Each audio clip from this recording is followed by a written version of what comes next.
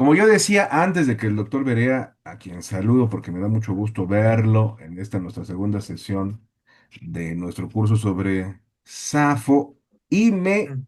cuestionaste sobre qué iba a Bueno, ver pues hoy. creo que ya se envió el archivo, el Ahorita de lo checo. Hesiodo.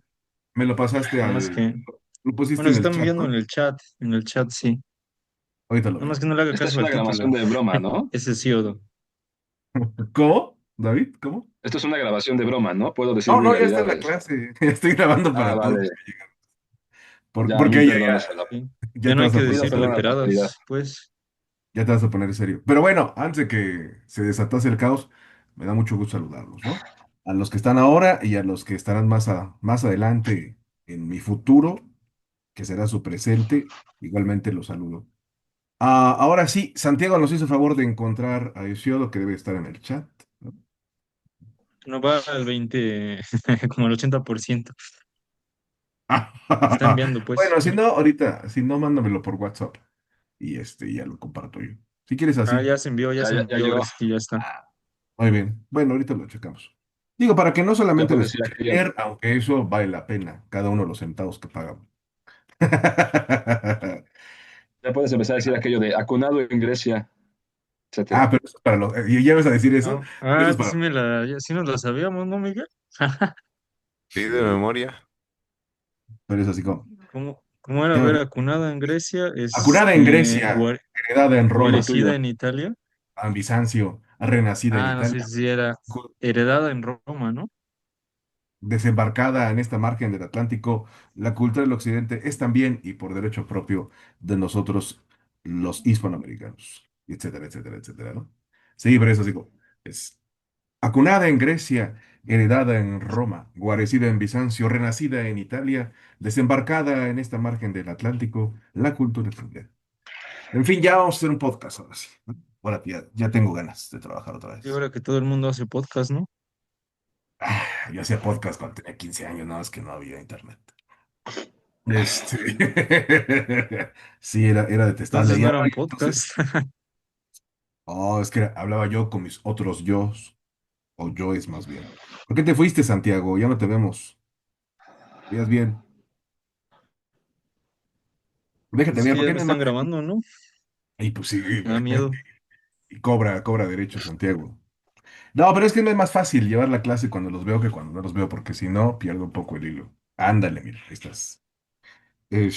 Bueno, entonces la clase pasada lo recordará quien nos acompañó y también lo recordará quien haya visto la sesión que quedó grabada. Estaba yo hablando, me dijo David, lagrimosamente acerca de cómo se margina de pobrecita la época arcaica, porque nadie la pela y que importa solamente porque es algo así como la antesala de la época clásica. Entonces, eh, hoy día vamos a continuar un poco hablando acerca de bueno, propiamente la época arcaica, solamente echamos algunas cuantas bases para hablar cómo fue que históricamente llegamos ahí, siempre de manera materialista, que es la escuela histórica en la que yo comulgo, para comprender el fenómeno por lo que toca la historia de las ideas y la consecuencia inmaterial de estas en la historia, y la consecuencia más bien material de estas en la historia, la noción de individuo de la que hay claras pruebas, ¿no? Eh, sobre todo en el siglo octavo, ¿no? Cuando uno usa, por ejemplo, a la filosofía y a la lírica para comprender tal fenómeno. Como antesala para poder hablar finalmente de la condición de la mujer, que es de lo que quiero al menos hoy hablar hacia el final de la clase. Entonces, antes de que nosotros avancemos, ¿tienen alguna pregunta, duda, insulto, comentario acerca de lo que planteamos o sugerimos o dejamos a medias la semana pasada? ¿No? Todo está bien. A ver, Miguel, salúdame, porfa. Bueno, o sea, Hola, ¿qué tal? el Oriente trataba mejor a las mujeres, ¿no? Que, o sea, que Que como lo se dice que occidente. la Hélade, con la Ajá. parte de la Hélade, o sea, el Oriente, como que en Anatolia era donde se trataba mejor a las mujeres, ¿no? Bueno, un poco más. Tenían más libertad después. O sea, cuando nosotros los occidentales decimos que a la mujer se la ha tratado mejor o peor en tal o cual época, en tal o cual parte, Lo que creo que se quiere decir es que la mujer ha tenido o participación real del ámbito público o, en su defecto, una mayor participación pública que otra mujer de otra época, de otra cultura, de otra nación. Por lo que toca, digamos, a la historia moderna del Occidente, que digamos, podemos considerarla a partir del siglo, vamos a decir así, de la caída de la Revolución, la caída de la monarquía con la Revolución Francesa a finales del siglo XVIII, pues en principio, por lo que toca precisamente a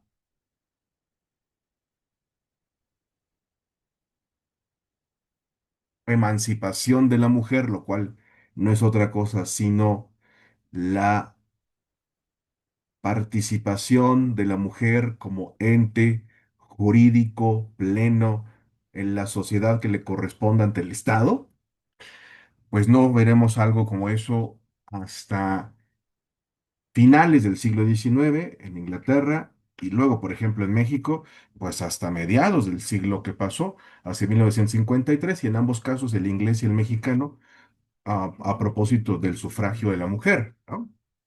Claro, una vez que la mujer ha participado del sufragio, ya sea en el siglo XIX, ya sea en el siglo XX, también será susceptible entonces de ser botín partidario y capital político, ¿no?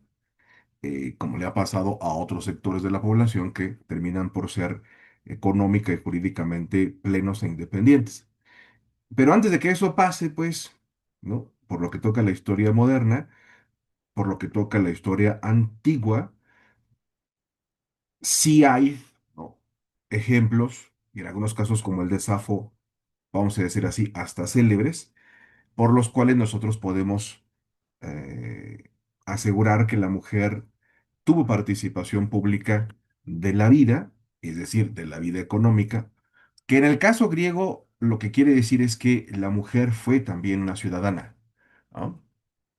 Pero como decía Santiago a propósito de lo que los libros casi siempre dicen de pasada, a propósito de la historia de Grecia, en el Oriente la mujer se la trataba mejor con respecto de cómo se la trataba en el Occidente dentro de la propia Grecia, lo cual solo se menciona, pero no se explica qué es lo que quiero yo intentar ahora.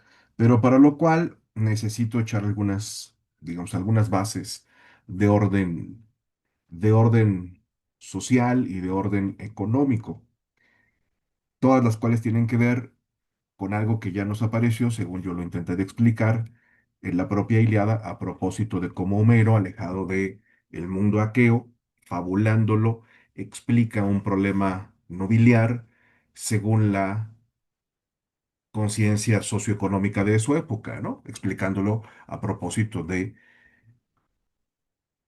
la disputa entre dos reyesuelos, que son los de su época, por su botín de guerra, que no es sino una mujer reducida a la esclavitud, ¿no? Que es el tipo de esclavitud primero que hay, la guerra de pillaje, ¿no? Luego ya, como decíamos, en la época de Platón, el de las deudas impagables, ¿no? Que es más o menos entonces a lo que se refería Santiago, ¿no? Entonces, si es cierto tal cosa, o sea, si el acierto es cierto, si el acerto es algo más que cierto, o sea, que a la mujer en Grecia se la trataba mejor en el Oriente que en el Occidente, por ahí del siglo séptimo, del siglo sexto, ¿no? En cuyo tránsito vive y canta Safo, pues habría que procurar entender el porqué. Y la razón en principio no es otra sino económica, ¿no? Es decir, tiene que ver con la manera en la que la sociedad griega se organiza según su relación con la tierra, ¿no? Y la aparición en consecuencia de las clases sociales, ¿no? O sea, los ricos y los pobres. Creo que tengo una pregunta acá en el chat, a ver. ¿O no? Así, polités ciudadano, ¿no? Claro. Am, ahorita hablamos un poco de eso, ¿no? Bueno, ahora sí, Miguel, háblame, por favor. Hola, ¿qué tal? Gracias. Entonces, Al final de la clase, pues, sacamos a colación Homero, como yo decía, para que nos quedara claro que, al menos para finales del siglo octavo, o como dirían los entendidos, en las postrimerías del siglo octavo, es un hecho indiscutido, es un hecho no puesto a discusión, no solo la aparición, sino la consolidación de la propiedad, o sea, al punto que hay problemas, ¿no? En la época de los que queda claro testimonio, aunque fabulado en Homero, pero sin fábula en Hesíodo, ¿no? Que es el otro poeta con el cual, digamos, se completa el cuadro de los poetas que cultivaron el primer tipo de poesía en aquella época, que es la épica, ¿no? Homero de una parte y Hesíodo de la otra. Entonces, demos ahora, dejemos de lado por un momento Homero, de cuya existencia se duda desde el siglo XIX y el siglo que pasó y lo que va de este, pues no han tenido que aceptar que Homero nunca existió y que como dijo agudamente Gilbert Murray, iba a decir Gilberto, ¿saben? Gilberto Murray, amigo de Alfonso Reyes, el nombre de Homero es la hipótesis con la que explicamos la Ilíada y la Odisea en cuanto a fenómenos, ¿no? Giambattista Vico lo dice mejor, ¿no? Adelantándose a la noción de los folcloristas y los tradicionalistas alemanes, franceses y españoles, italianos, cuando dice que Homero es el poeta de todos los poetas, o sea, el poeta legión, como dice Menéndez Pidal, ¿no? Y es el poeta del pueblo, pues, ¿no? No, no existe, es una fabulación, ¿no? Am, y la verdad es que poco importa. En cambio, de Hesiodo tenemos absoluta certeza de que existió, de que él fue el que compuso al menos dos poemas de los que la antigüedad le adjudicó, que son En orden, la Teogonía y los trabajos y los días. Los Kai General. Estos últimos, a los que familiarmente llamamos erga, y ojo, ¿no? Erga, no le voy a poner otra cosa. A los que llamamos familiarmente erga, importan a propósito de nuestro discurso porque es muy claro, es muy claro, con ellos se puede entender muy claramente de lo que estoy tratando, es decir, cuál era el estadio material en el que se encontraba la Hélade en las postrimerías del siglo octavo, ¿no? Entonces, antes de leer algunos fragmentos de los trabajos y los días, para llegar a lo que me importa, que es el mito de Pandora, de donde se trata de la creación de la mujer, lo que hay que recordar ahora es por qué se dice que hay dos Grecias, ¿no? La occidental y la oriental, porque en realidad había más que eso, ¿no?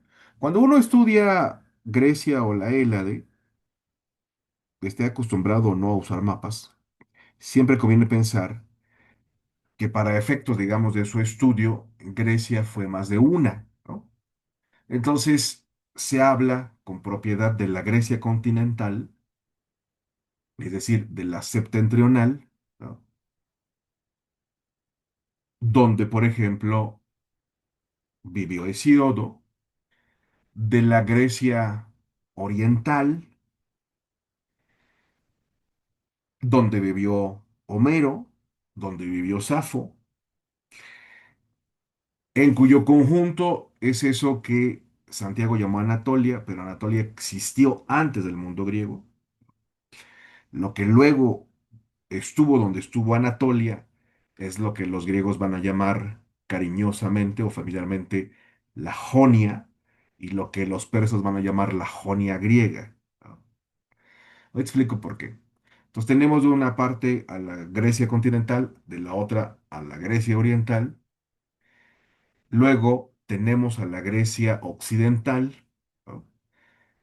Que no es otra que no es otra cosa sino el conjunto de ciudades que nunca rompieron lazos con las ciudades de las cuales originalmente partieron, ¿no? Las comitivas para colonizar, es decir, los griegos que llegaron al sur de Italia, ¿no?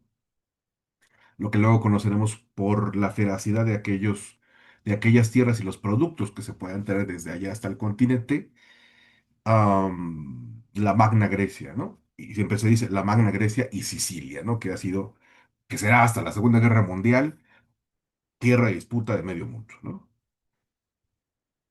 A lo cual tendríamos que agregar algo que no existe del todo, pero conviene para comprender un poco cómo es que estas tres, vamos a decir así, entidades, ¿no? O porciones o zonas, ¿no?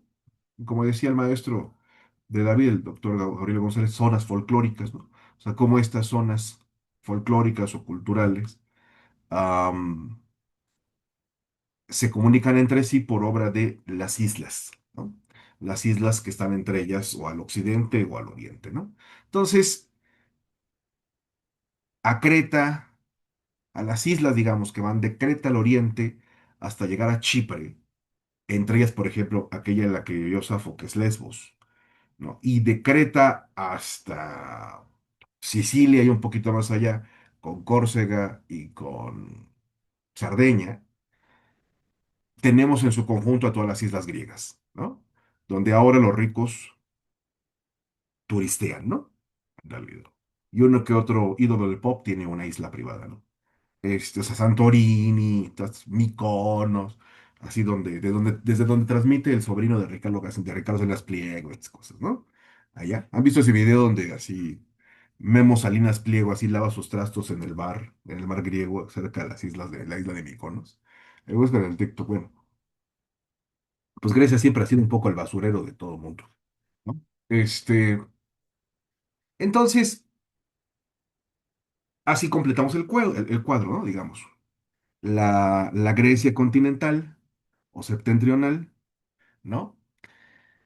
Bueno, hay quien dice que de la Grecia continental también se puede hacer otra división. La Grecia continental serían dos, la Grecia septentrional, que es, digamos, la que está pegada al continente, y después de Corinto, después del estrecho de Corinto, lo que es esta suerte de península, bueno, esta suerte de isla, que es más bien una península, que es el Peloponeso, se lo conocería precisamente como la Grecia peninsular, ¿no? O sea, hay quien dice que es, digamos, la Grecia septentrional, la Grecia peninsular, la Grecia insular, la Grecia oriental y la Grecia continental, ¿no? Perdón, y la Grecia occidental. Ese cuadro está completo para la época en la que se describe. O sea, para el siglo octavo ya hay colonias, ¿no? En el occidente. Y los griegos viven en todas esas partes que yo he mencionado. Entonces, para el siglo octavo, o sea, durante los, digamos, hacia el final de la época arcaica, Grecia, así como la hemos sumeramente descrito, está completa, ¿no? Entonces hay helenos o griegos, como quieran ustedes llamarlo, desde lo que fueran las costas de Anatolia, que entonces, que por ese entonces son las costas de la Jonia, o sea, del Asia Menor, hasta Córcega y Sardeña, hay griegos regados por todas partes, ¿no? Ya están aquí ofendiendo en el chat, a ver. Dice, es del griego erga, plural de ergon, que significa trabajo, tarea, empleo. Ajá, pues sí. Ah, sí, sí, sí. ¿Y quién no lo sabe? Ah, sí, pero lo puse porque con eso son de las palabras. Ah, pues sí. Ya sabe, pues de repente, ¿no? También es como cuando uno dice, claro, porque en náhuatl feo es Dios y en griego también. Entonces, claro, los vikingos trajeron a los dioses griegos y aquí entonces Quetzalcóatl. Ya sabes, el peligro de las etimologías. Pero bueno, erga pues, significa días, ¿no? Yérraga significa trabajos, ¿no? Y Merai, ¿no? Digo días. Entonces, lo que ahora hay que responder es por qué hay griegos desparramados por todas partes, ¿no? Y se dice, no, que por su voluntad por su instinto de investigación, ¿no? O sea, por su voluntad aventurera, ¿no? Pues no, en realidad no, es porque eran miserables, ¿no? Sobre todo los del occidente, ¿no? Una de las razones, quizá entre las principales por las cuales un grupo de un pueblo, o sea, una de las razones principales por las cuales unos cuantos se ven en la necesidad de tener que dejar su tierra, o sea, su patria, no es otra sino la de haber caído en no es otra sino la de haber caído en la desgracia, la económica, porque se han vuelto desarraigados. Pero no porque lo hayan querido, sino porque en algún momento, si la llegaron a tener, perdieron la tierra que trabajada les daba de comer. Entonces, ¿qué le pasaba a los desposeídos? De los cuales, por lo que se entrevé, tanto en la Ilíada y en la Odisea, y de lo cual no hay absoluta duda en los trabajos y los días de Hesiodo, no son pocos, sobre todo en el caso de los que viven en el septentrión, más que en el Peloponeso. O sea, parece ser que los que peor la llevaron fueron los griegos continentales. Y eso tiene una explicación, que sería la siguiente. Nosotros dijimos la semana pasada que, pues Hesíodo, como toda cultura, Grecia, como toda civilización, es consecuencia de cierto número de procesos que nosotros hemos ido entendiendo mejor conforme pasan los años. Entre ellos, en este caso, la debacle de el imperio aqueo, cuya imposibilidad de reconstituirse como uno más de los sistemas despóticos de la época dará pie a otra cosa que no es sino el esclavismo, que es la primera forma del capitalismo, basado en la propiedad y la explotación y la explotación de la fuerza de trabajo de aquel que ya no puede vivir de la producción de una tierra que administraba, porque como la tierra ahora es de alguien, si la tuvo, puede conservarla, y si no, pudo haberla perdido, ¿no? Entonces es el mundo de los asalariados, pues, ¿no? O sea, con eso quiero decir que de salida del mundo aqueo y de entrada al mundo griego, ahí por la época homérica, pues hay dos tipos de individuo, ¿no? O el que valerosamente, teniendo armas, pensando aún en los viejos tiempos de los caballeros, o sea, de los señores, príncipes y reyes, se destacaba por su belicosidad o beligerancia en el combate, por lo cual le correspondía la mejor parte, o en su defecto, una mayor parte del botín de esa guerra, que es más bien de saqueo o de rapiña, que de hecho, en parte, la guerra que describe Homero, sobre todo en la Ilíada.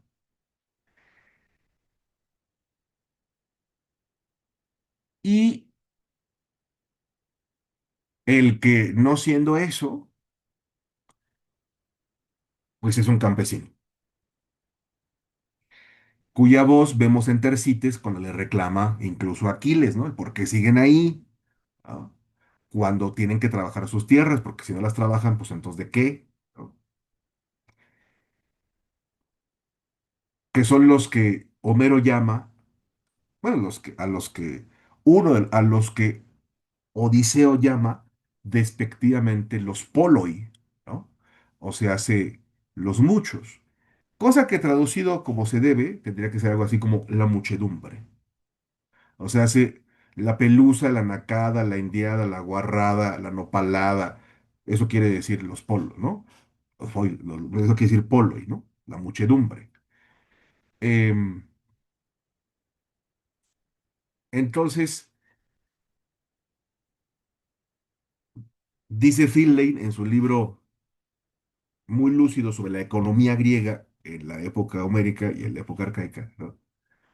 Cabe golfos, pues no, porque no son flojos, ¿no? O sea, no es que se hayan empobrecido, algunos claro, pero en general no.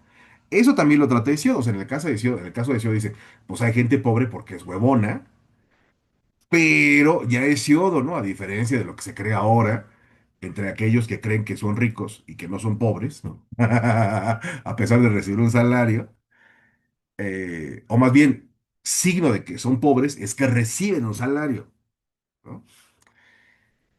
Eh, Se dice, ¿no? Pues que no son ricos porque pues, no le chingan más, o sea, porque son golfos, ¿no? Pues de quién es ese prejuicio? Pues de los ricos.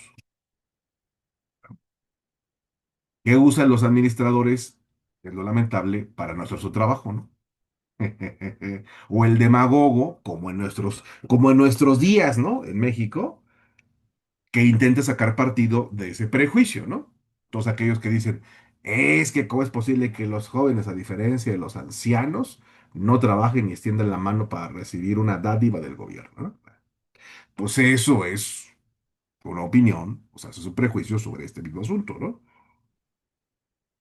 Pero he sido en una época en la que más o menos se conocían todos en el pueblito en que vivían, pues sabía quién era el huevón y quién no era el huevón.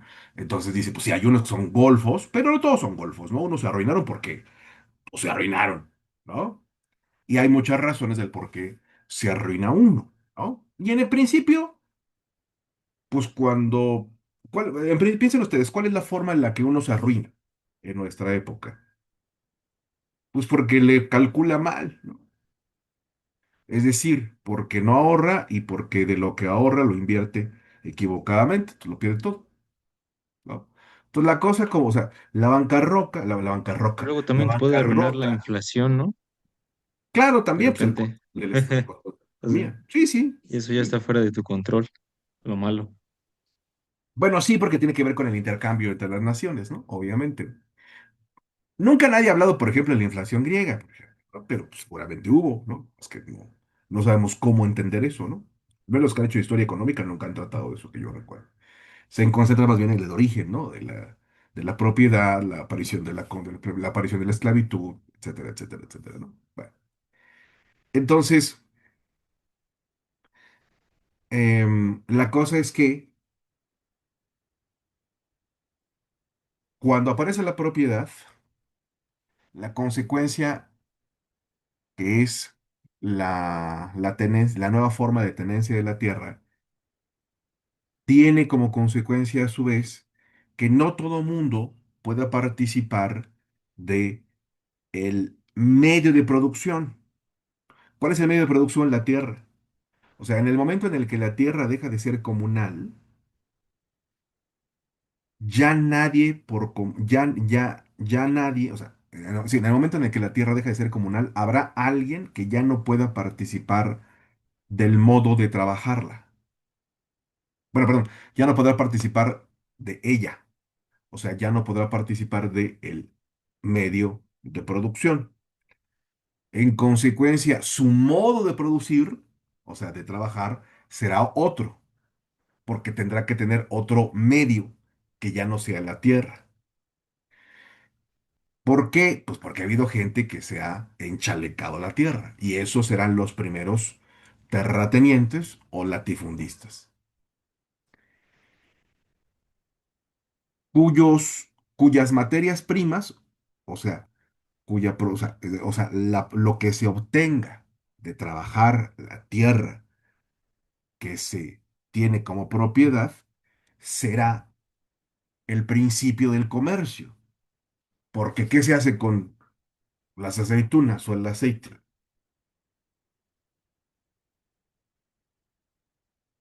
Pues ya no se produce para sobrevivir, sino para vender, ¿no? Y entonces eso va a permitir que aparezca una clase social. Bueno, no es una clase social, aparezca otro modo de producción, o sea, otro modo de trabajo que será el comercio. Y el comercio no tiene que ver con trabajar la tierra, sino con hacer que circulen las que entonces van a comenzar a llamar mercancías, ¿no? Y entonces tenemos de una parte al campesino y de otra tenemos al artesano. Y del artesano, ¿sí? Es de donde a aparecer, donde va a surgir el comerciante, ¿sí? Si le hacemos caso a Hesiodo, su papá tuvo sus tierras y luego las perdió, ¿no? Pero luego, así astuto como él era, y los pueblos astutos esencialmente son astutos porque son pobres, ¿no? Ahí está el concepto, por ejemplo, de la picaresca, que es una cosa hispánica, y esencialmente no se explica sino porque el mundo hispánico ha estado siempre empobrecido, ¿no? O sea, el hambre le agudiza a uno el sentido, ¿no? Entonces, pues se las tenían que ver como pudieran, ¿no? O sea, el papá de Isidoro logró luego, como comerciante, hacerse de una fortuna, que es la que hereda y de la que pierden ellos, ¿no? Entonces, que eso quiere decir que para el siglo octavo, pues hay dos formas, ¿no? O sea, Si uno no es rico, lo cual quiere decir que uno tiene tierras que cultivan otros y cuya producción, vuelta a mercancías, hacen circular otros, o es el que produce, ¿no? En una tierra que le es ajena, o el que mueve productos que él no produjo. Entonces, en principio, si uno es rico, pues es latifundista. Y si uno es pobre, o es campesino o es comerciante. Pero de esos dos, hasta la fecha, solo el comerciante ha podido llegar a ser rico. Una vez en ese punto, ¿qué cosa hace? Compra tierras. ¿Para qué? Pues para no tener que mover la mercancía de otro y vender la propia mercancía, ¿no? Claro, sobre eso hay modalidades, digamos, ¿no? Entonces, hasta la fecha, pues, ¿quiénes son los ricos del mundo? Pues los que tienen tierras y los que especulan con esas tierras inmobiliariamente, ¿no? El mundo anglosajón. Pues es, no, todo el occidente es así. Pues así somos nosotros. Pues el cártel inmobiliario en la Ciudad de México, ¿no? El grupo Atlacomulco, o sea, o son, o son latifundistas o son comerciantes. Por ejemplo, ¿qué cosa es el narcotráfico? O sea, ¿en qué se basa el narcotráfico? Pues en la agricultura, pues, ¿no? Bueno, a menos de que el narcotráfico sea sintético. Pero digamos, mayormente, por ejemplo, ¿no? La cocaína, la cocaína y la marihuana, o sea, la cocaína y la hierba vienen, ¿no? De plantas que yo sepa, ¿no? Entonces, ¿qué es el narco? Pues es una estructura colocada sobre esto, ¿no? O sea, es agrícola y comercial, así de sencillo, ¿no? Entonces, entonces, ¿quién creen que desarrolla agrícolamente el país? O sea, de facto, pues el Estado, ¿no? Si nuestros narcotraficantes fueran un poco más cultos, eh, y nuestra sociedad fuera menos hipócrita, tendríamos la beca Valverde para el desarrollo regional. Entonces, si el narcotráfico, por ejemplo, si el trasiego de drogas fuese legal, pues entonces podríamos desarrollar el campo, ¿no? Agilizar la hacienda, ¿no? Y ser líderes exportadores, ¿no? Del mundo. Como en principio ya lo somos, ¿no? Informalmente, ¿no? Bueno. Pues este mundo en el que nosotros vivimos, pues no comenzó sino entre los griegos, quienes ya padecían de los mismos problemas que nosotros padecíamos, o sea, de las mismas calamidades, fundamentalmente. Lo único que ha cambiado es la moral, am, pero poco ha cambiado en realidad la economía, ¿no? Porque la moral, pues es capitalista, pues, desde entonces, ¿no? Y eso ya lo dejó claro el Weber con su explicación sobre la ética protestante, ¿no? Que es distinta de la nuestra, pero igualmente capitalista, ¿no? Entonces, no sé si alcanzan a entender cómo hacia dónde voy, ¿no? Que para el siglo octavo, pues hay cosa que no había antes. Ricos y pobres, los ricos son así y los pobres son asado. Tales condiciones, ¿no? Son el resultado, pues, de la imposibilidad de los saqueos de reconstituir el sistema socioeconómico en el cual ellos vivían, ¿no? Durante todo lo cual, y esto es algo que no hay que olvidar, cuando por el siglo XIII y el siglo XII, o sea, cuando empiezan a llegar las últimas tribus indoeuropeas a la península de los Balcanes en el siglo XII, en el siglo XI, en el siglo X, y dejan de hacerlo hasta por el siglo IX, que es la época homérica, o sea, el final de la época minoica y toda la época homérica, habrá aqueos, ¿no? Que habrá aquellos cuyos recursos les permitan dejar el continente, los cuales serán recibidos por parientes que ellos tienen en el oriente. Porque acuérdense que los aqueos pues tenían conquistado todo el oriente, pues, o sea, tenían todo, o sea, todo lo que el Asia Menor era de ellos, les faltaba la entrada al Mar Negro por medio del estrecho de los Dardanelos, que es donde está Troya, ¿no? Por eso es que les importaba, ¿no? Saben que en la parte más oriental del Mar Negro está Georgia, ¿no? Pues querían llegar allá, que es la Cólquide, o fue la Cólquide, ¿no? De donde regresaron con el Bellocino de Oro, Jasón y todos aquellos, ¿no? Entonces, pues les faltaba esa parte del Asia Menor, ¿no? Chipre, Rodas, todo aquello. Lesbos, ¿no? Las, donde estará Mileto, Cos, todo aquello, pues ya era de ellos. Entonces, durante la época homérica, los saqueos que pudieron, dejaron, ¿no? Al continente, a su suerte, para ir a refugiarse al oriente. De hecho, ¿no? Pues hay una leyenda que nos explica la cosa, ¿no? Que por entonces el rey del Ática, ¿no? Que a la sazón se llamaba Ión, o Ion, o Ión, o Ión, o Ión, o Io, les regaló unos barquitos, ¿no? A los aqueos que estaban escapando de los dorios, los tesaliotas, los beocios, todos aquellos, para que, ¿no? Se hicieran a la mar. Así es como logran escapar los aqueos y cuando se establezcan en el oriente, en agradecimiento al rey de Ática que los ayudó a dejar el continente detrás, le van a poner a la tierra en la que ellos estén Jonia, ¿no? Y se van a hacer llamar jonios. Bueno, es una leyenda que explica por qué hay jonios, aqueos, eolios, etcétera, ¿no? Pero fundamentalmente los aqueos y los jonios son lo mismo, solamente que los aqueos, vamos a decir así, son los, son los minios del continente y los jonios son los minios del oriente. Esto es importante no olvidarlo porque a la postre, después de siglos, pues habrá, los minions no, los minios, los minions no, habrá dos tipos de aqueo, aunque ya no se llamen aqueos, porque ha pasado lo de la propiedad o lo que ya hemos dicho, ¿no?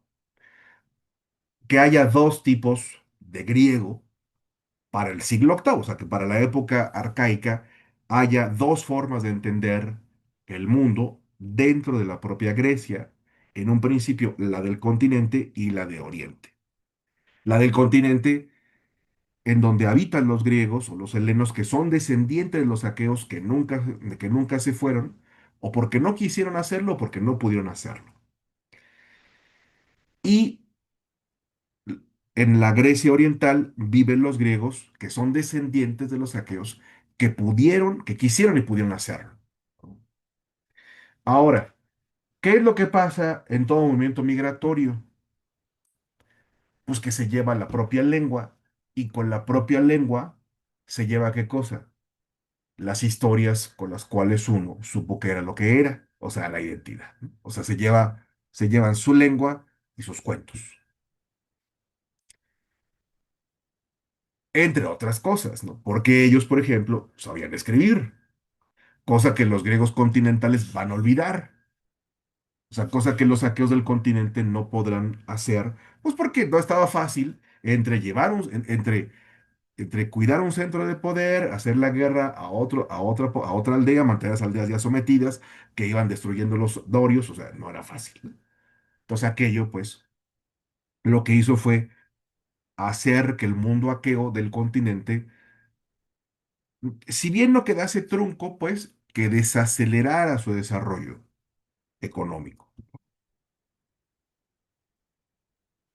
Porque a diferencia, por ejemplo, de lo que le pasó a los mexicas y a todos los que tenían sometidos, pues no es que casi de la noche a la mañana, después de unos cuantos decenios, pues hayan quedado como civilización am, este, atrofiados, ¿no? En el caso aqueo, ¿no? O sea, tampoco pasó así, ¿no? Solamente se desaceleró, ¿no? El desarrollo que llevaban. Eso da la impresión, comparaba la cultura del continente con la cultura oriental, que es un tanto más primitiva. Por lo que toca, digamos, a la implementación técnica del conocimiento y por lo que toca al ámbito, digamos, de la moral, pues resulta que es mucho más conservadora. Son panistas, pues, ¿no? O sea, creen en las viejas costumbres, no, pues creen lo que creen, ¿no? Pero, pues no son, con respecto a los orientales, más liberales, ¿no? Son lo que son y viceversa, ¿no? Entonces, para los del continente, o sea, para los griegos continentales, los orientales son un tanto liberales, son un tanto golfos, ¿no? Ah, como diría Santiago. Y para los griegos orientales, los continentales son un tanto rústicos, ¿no? Bueno, eso lo dijo Miguel. Bueno, Miguel, a Santiago, ustedes son como uno mismo. Wow, wow. A ver, Miguel Sadone, para cambiar al orador. Como Hola, ¿qué Santiago tal? no pone su paca, como Santiago no pone su cara, pues entonces veo puros,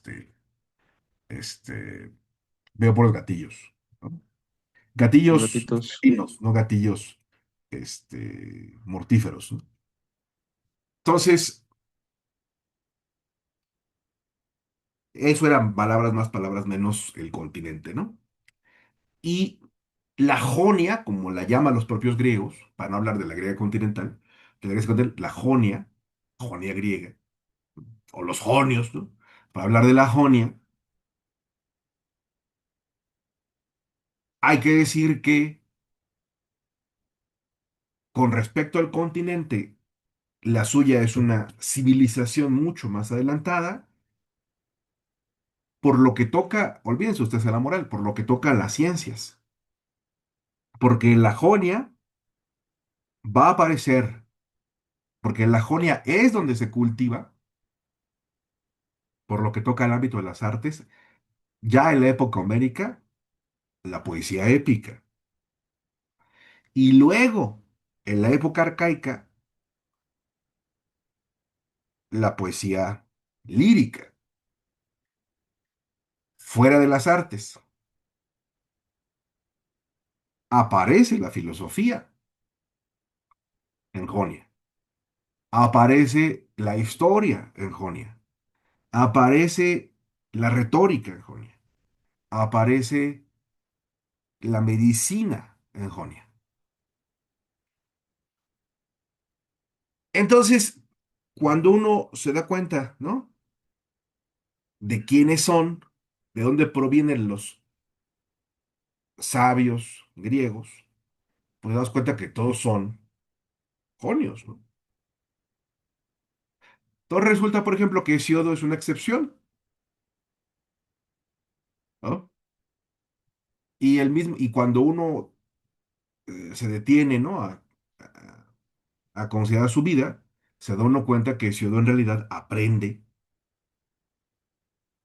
a componer poesía viajando por el Oriente,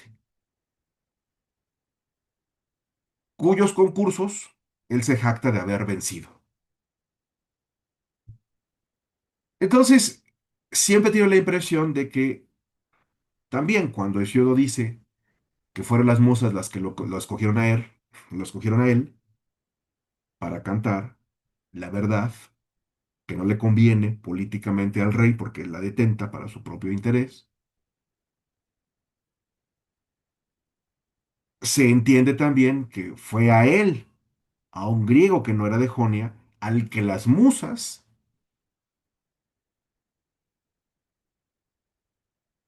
eligieron para componer la más bella poesía del momento, ¿no? Bueno, fuera, más allá de esta interpretación, lo cierto es que si uno usa la metáfora del flujo y del reflujo para hablar de la cultura, a la del continente llegará la oriental. O sea, que las artes y ciencias griegas, los saberes griegos, como dicen los hombres del Renacimiento, los saberes de los griegos, como dicen los hombres del Renacimiento, no es que hayan aparecido en la Jonia, es que ahí continúa el desarrollo científico, artístico, tecnológico del mundo aqueo, viéndose amenazado por la invasión de los últimos indoeuropeos en el continente. Entonces, lo que se interrumpe en el continente no se interrumpe en Jonia, aunque toma más tiempo, sin duda. Porque digamos, ¿no? Si los jonios, o sea, le toma 200 300 años, ¿no? Para que todo, toma 300 200 años en que todo esto ocurra, o sea, la época arcaica, ¿no? Por eso es que la gente la ve así como, es una época como de preparación, ¿pero preparación para qué? Pues ni sabían que iba a venir después, ¿no? Pues no puede ser de preparación o preliminar, ¿no? Es la época en la que se dan, ¿no? Nuevos, en la que se alcanzan, ¿no? En la que alcanzan su madurez ciertos, bueno, en la que alcanzan su punto mayor ciertos procesos, ¿no? Sociales y ciertos procesos civilizatorios, ¿no? Entonces, espero que con eso, porque no puedo andar más en él, porque si en esto, pues me voy a salir de cauce. Espero que con esta pequeña explicación quede un poco claro el por qué se dice, ¿no? Que el carácter del griego continental es distinto del carácter del griego oriental. Pues en esencia, porque el griego continental es más mocho que el oriental, que es más liberal, pues porque aquello pues cambió de una manera distinta, ¿no? De cómo iba continuándose en el caso de la Jonia, ¿no? Y eso es lo que hay que considerar, como decía Santiago al principio, para comprender al menos a medias el acerto según el cual la mujer fue mejor tratada en la Jonia que en el continente, en los tiempos de Hesíodo. Lo cual querría decir, económicamente hablando, que si la mujer no tuvo una participación de la vida, no participó de la vida pública en el continente, no fue sino porque no fue necesario por cómo se organizó la sociedad después de los cambios económicos de los cuales hemos tratado. A la inversa de la necesidad de que la mujer sí participara en cambio de la vida pública en el ámbito jonio, porque ahí la sociedad se organizó de una manera distinta por cómo se desarrolló económicamente su cultura a partir, digamos, de la partida, ¿no? De los jonios del continente y luego el regreso de los jonios al continente. Algo así como en el caso hispanoamericano se habla, bueno, hispánico se habla del regreso de los galeones, ¿no? O sea, de que la cultura nos llegó de España y luego nosotros, aunque los españoles no lo acepten del todo, se las regresamos con el mar de por medio, cosa que pasa con Francisco de Terrazas, con Sor Juana Inés de la Cruz, con Sigüenza y Góngora, ¿no? Para hablar del mundo nuevo hispano, que es la época en la que efectivamente hay una relación transatlántica, no como luego ya no la habrá, que es más o menos lo que pasa en Grecia. O sea, hay una relación transmarítima, ¿no? Entre el continente entre el continente y las costas, ¿no? Digamos. Con Rubén Darío, como dice el doctor Berea, pero elabore, doctor, díganos eso. No, no, continúen ustedes, yo no los distraigo. No, dilo porque, pues, para que vean que mi parangón no está equivocado. ¿O sí? Bueno, claro, el nuevo estilo americano, ¿no? Que es el modernismo, que luego fue a España y que tampoco lo reconocieron los españoles, ¿no? Que habían tomado este modelo totalmente americano, que tenía algo de afrancesado, ¿no? Que digamos, eso es lo que lo distinguía de lo español puro, ¿no? Lo afrancesado. En fin, es cuanto, doctor. Claro, porque pues ¿dónde moraba la modernidad? Pues entre los versos franceses, no entre los versos españoles para ese momento. Por lo tanto, fue necesario, como dice el doctor, como sugiere el doctor Berea, pues una vez más, ¿no? Usar de la imitación, en ese caso teniendo como objeto lo francés. Eso va a llegar obviamente hasta que nosotros, hasta el hecho de que nosotros comamos cuernitos, ¿no? Am, entonces, es diferente en el caso griego, sí, pues porque no hay franceses, ¿no? Ni había modernidad. Y en realidad los jonios no tienen un modelo, ¿no?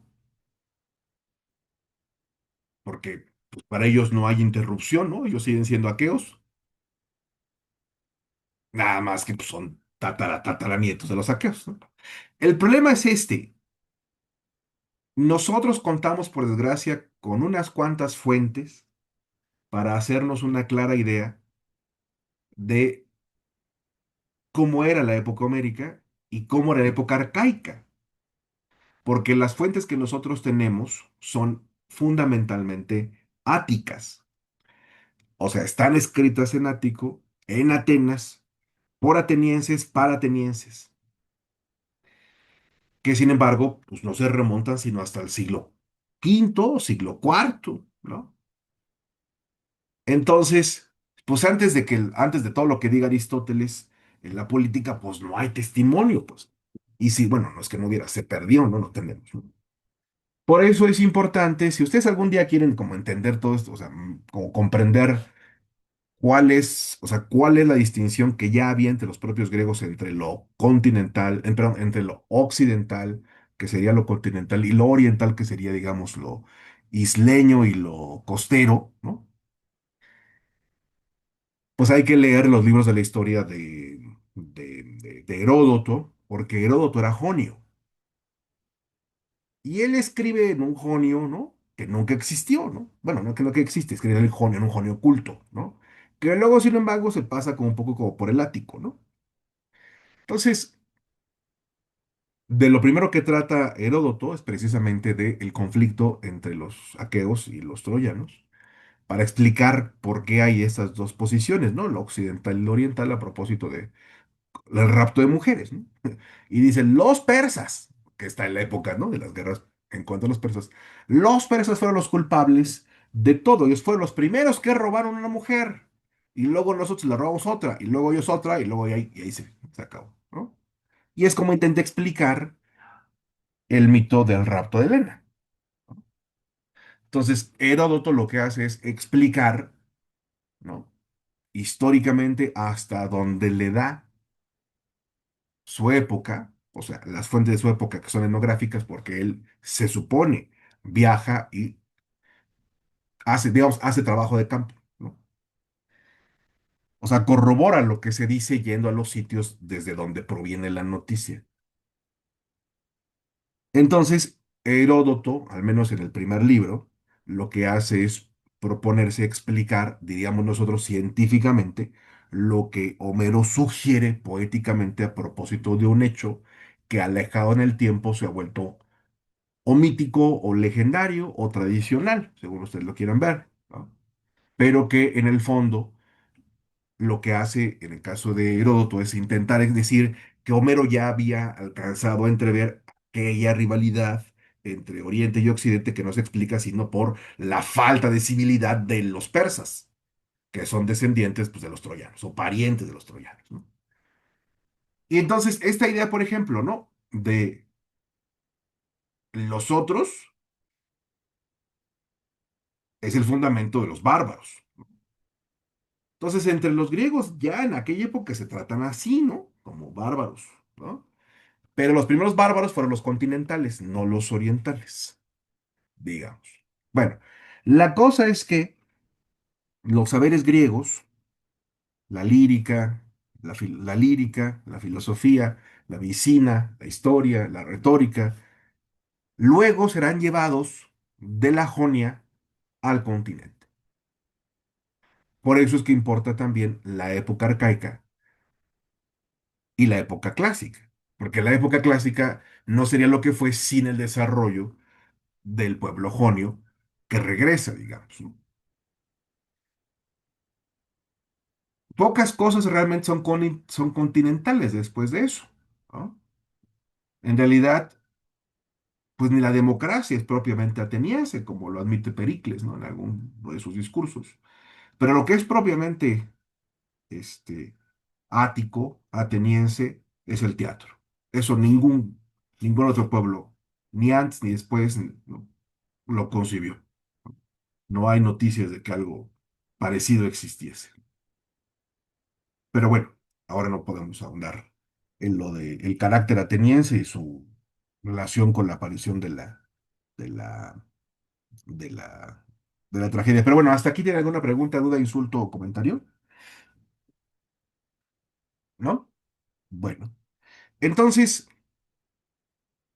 el siglo octavo, pues, por lo que nos cuenta, perdón, la Grecia continental, por lo que entrevemos, bueno, ni siquiera entrevemos, por lo que nos cuenta Hesiodo, pues es un páramo. Por lo demás, siempre fue difícil la vida agrícola en el continente por su propio territorio, pero como todo aquello se fue al traste, o sea, lo del mundo aqueo, y cambió todo, pues ha tardado mucho, pues, ¿no? En que se pueda vivir de la tierra como se vivía antes. Y si eso suman entonces a los desarraigados, a los poloi, como los llama Odiseo, a los muchos, pues entonces no hay nada que hacer, en realidad, ¿no? O sea, no hay nada que hacer porque pues, el que tiene la tierra pues, puede vivir, el que no, pues no. Entonces, dice, ya es hora de leer a Hesiodo. Oh, voy, voy. Ahí, Hesiodo ha dormido, ha dormido 800 años y ahora quiere leer. Entonces, además son 800, no son ni 1000 versos, entonces una sentada en el baño sale Hesiodo. Nadie le punto, ¿por qué ahora he leído Hesiodo en este punto?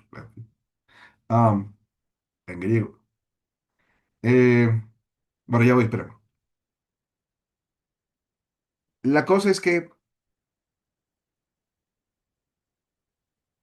los reyes, o sea, los basilei, los reyes de el siglo octavo,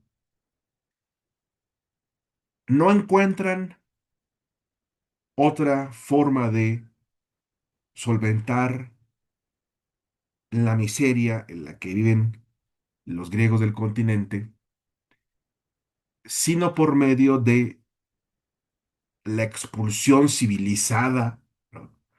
de cierto grupo de la propia ciudadanía, es decir, la colonización. Hay formas, o sea, sabemos claramente, eso sí lo sabemos.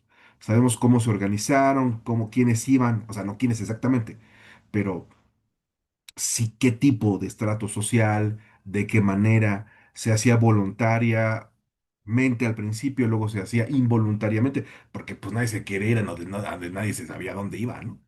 Entonces, había unos que lo lograron hacer y que lo lograron hacer, ¿no? Bueno, la cosa es que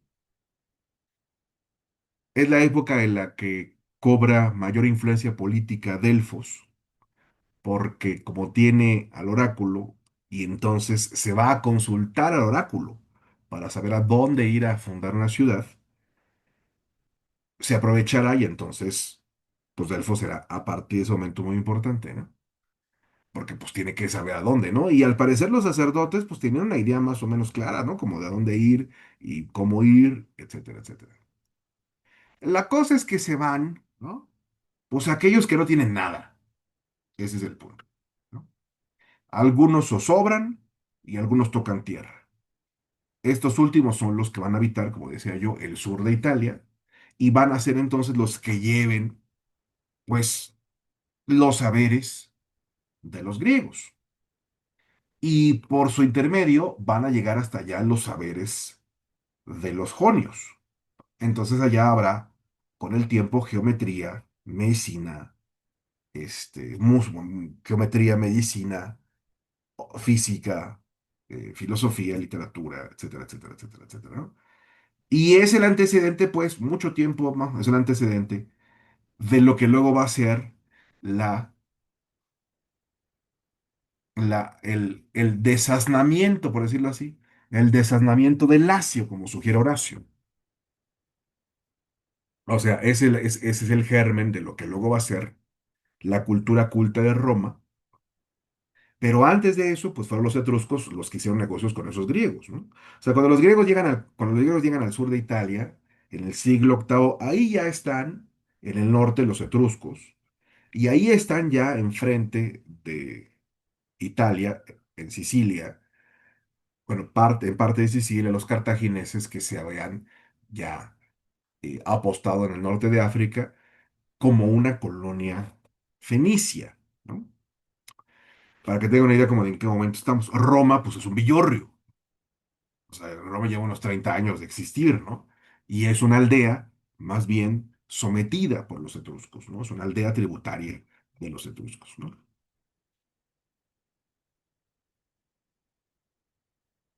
Pero la cosa es que no la pasan bien los griegos.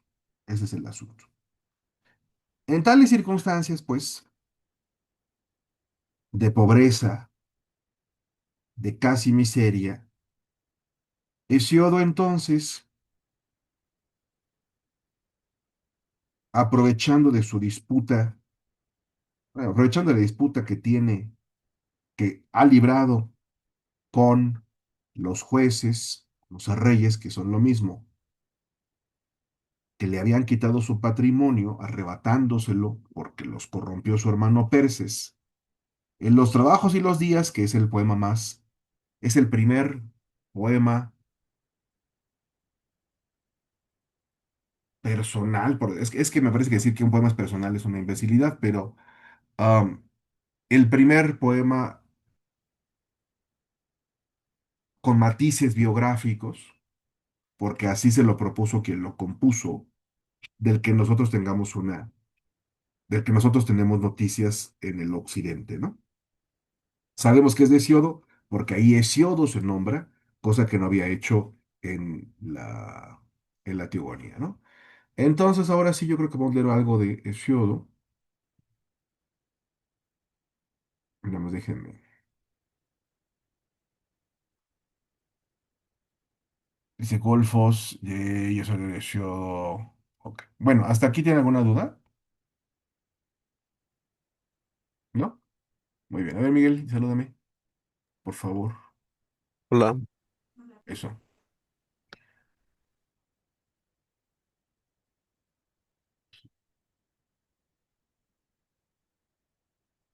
A ver, ahora déjeme abrir el documento.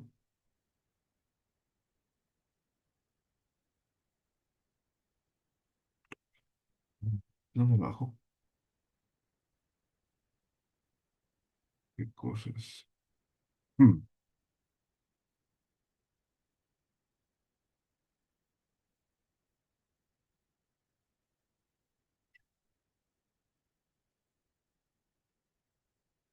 Vamos a ver.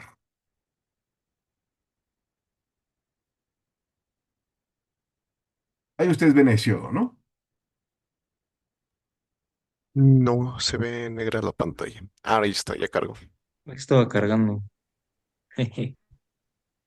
Bueno, por la amabilidad de Santiago, podemos nosotros ver en nuestras pantallas una copia digital que es fiel de la copia impresa que hay de la traducción que hace ya varios decenios hizo al español la doctora Paola Vianello de Córdoba, que fue una de las filólogas más importantes que México tuvo, aunque ella era de origen italiano, pero en Italia antes de venir acá ya era una figura muy reconocida, cuyas ediciones, por lo que toca a más de la traducción, sobre todo a cómo editó, o sea, cómo estableció el texto en griego para traducirlo, luego las notas casi eruditas siempre de las que acompaña el texto, tanto el español como el griego, pues marcaron escuela en esta colección que es de clásicos grecolatinos en español en México, ¿no? Y realmente no, yo no conozco otro trabajo, salvo en alemán o en francés o en italiano, que sea tan importante como el de Vianello de Córdoba, a propósito de quién fue Siodo, cuándo escribió Siodo, por qué escribió Siodo, etcétera, etcétera, etcétera, ¿no? Bueno, pues todo esto es el estudio, todo es el estudio, ¿no? Son 300 páginas, me acuerdo, que alguna vez leí.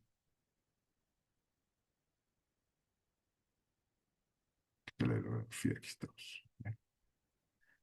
Claro, el texto en griego a la izquierda, ¿no? Mousa, Pierinefe, ¿no? Musas del Pin, ¿no? De Pieria o del Pireo. Entonces, como ocurría, esta es una fórmula que proviene de la poesía épica tradicional. Bueno, la poesía épica es tradicional, nosotros conocemos estas cosas que son versiones cultas, ¿no? La invocación de la musa forma parte de las fórmulas que pasaron de la poesía tradicional a la poesía culta en el ámbito de la épica, a lo cual no se sustrae Hesiodo, por eso comienza con la invocación de las musas, ¿no? Las musas de Pieria, porque las musas vivían en el en el Pierión o en el Helicón, ¿no? Y en otras partes. Les gustaban los montes, pues, ¿no? Entonces vamos a leerla, porque despuesito está lo de Pandora, ¿no? Musas de Pieria, que dais con los cantos la gloria, aquí hablad de Zeus, a vuestro padre honrando con himnos, por el cual los hombres mortales, sin fama igual que afamados, notos e ignotos son, o sea, conocidos o desconocidos, por voluntad del gran Zeus. Pues fácilmente él da fuerza, fácilmente al fuerte derriba, fácilmente disminuye al muy claro y acrece al oscuro. Acrece, ¿no? Como dicen la gente así, haz crecer tu dinero, o sea, acrecenta tu dinero, o acrece tu dinero. Fácilmente disminuye al muy claro y acrece al oscuro, y fácilmente al torcido endereza y encoge al soberbio. Zeus altitonante, que excelsas moradas habita. Esto ya lo habíamos visto, el epíteto lo habíamos visto en Homero, ¿no? Y es tradicional. Oye, ve y escucha, y las sentencias con justicia endereza, tú, yo por mí, quiero decir a Perses algunas verdades. Y aquí está lo que distingue a los trabajos y los días, por ejemplo, de la Ilíada y de la Odisea, ¿no? Homero nunca, en ningún momento, alude a quien lo escucha o a quien lo lee, como en nuestro caso. En cambio, Hesiodo sí oye, y ese oye lo que hace es apostrofar, ¿no? Al lector, ¿no? Al escucha. Oye, ve y escucha tú, y las sentencias con justicia endereza tú, que yo quiero decir a Perses algunas verdades, que es el hermano, ¿no? El hermano menor que se lo lleva al baile, ¿no? Solo diré alguna cosa acerca de Zeus, ¿no?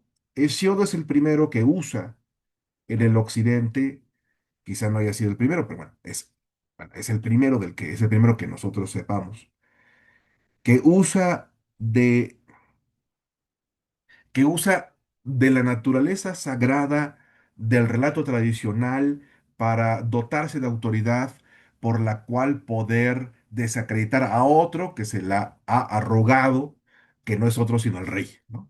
Entonces, como Hesiodo en cuanto poeta la trae contra los reyes, lo que intenta hacer es entonces, usando para su propósito el mito, crear una nueva imagen de Zeus, ¿no? O sea, el Zeus de Hesiodo es, a diferencia del Zeus de Homero y de los tragediógrafos, omnipotente, omnisapiente, ¿no? Y omnisciente. Es el que todo lo ve y al que nada se le escapa y el que todo lo puede, ¿no? Ese cambio, ¿no? Que no es, como nosotros digamos, un monoteísta, ¿no? Porque en estricto sentido, en un sistema monoteísta, solo una divinidad puede dar vida, mientras que en un sistema politeísta, más de una divinidad puede dar vida. Esa es la razón, esa es la distinción fundamental, ¿no? No es monoteísta por esta distinción, pero en realidad el Zeus que él concibe tiene un propósito moralizante, ¿no? Ese es el asunto. O sea, a Hesiodo le gusta andar diciendo a la gente qué hacer, ¿no? Claro, porque él como poeta detenta la verdad, no como el rey.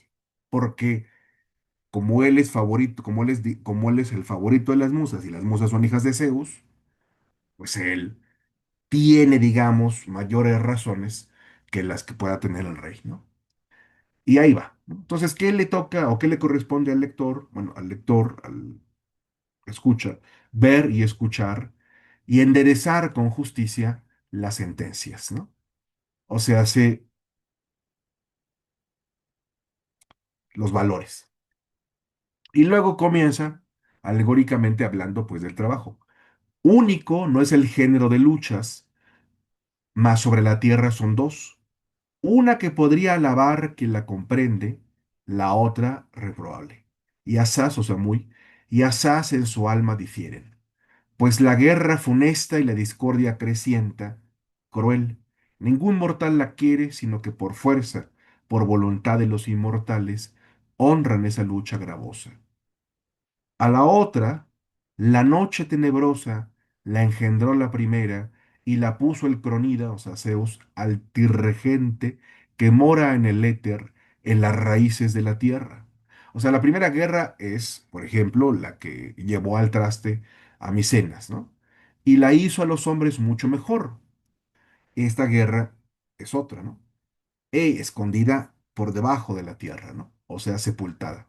Ella aun al que no tiene palmas para el trabajo despierta, pues uno anhela el trabajo cuando mira hacia otro, opulento, que se afana a labrar y a plantar y a disponer bien la hacienda.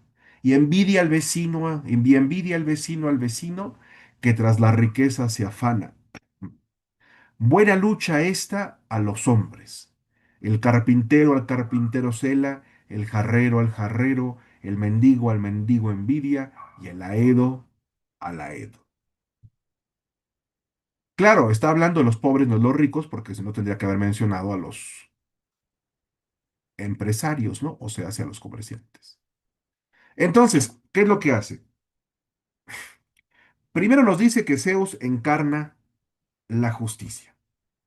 Y luego nos dice que como justo que es Zeus, distingue de entre sí dos tipos de guerras, el pólemos, ¿no? Dos tipos de guerras, dos tipos de batallas, la que todo mundo conoce y ha llevado al traste a los hombres, y hay una otra que oculta por debajo de la tierra puede hacer que los hombres sean en cambio ricos,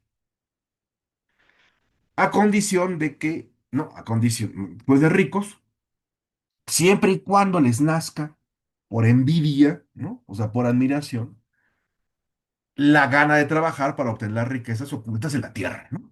O sea, porque fácil, pues no es, ¿no? Entonces, sigue, oh Pérreces, tú esto guarda en el ánimo tuyo, y la lucha que goza del mal no te desvíe del trabajo, para inspirar los pleitos del ágora, para espiar los pleitos del ágora, estando a la escucha. Pues con cuidado hay discursos y pleitos para quien en casa no tiene sustento abundante. Ay, no, pero me salté.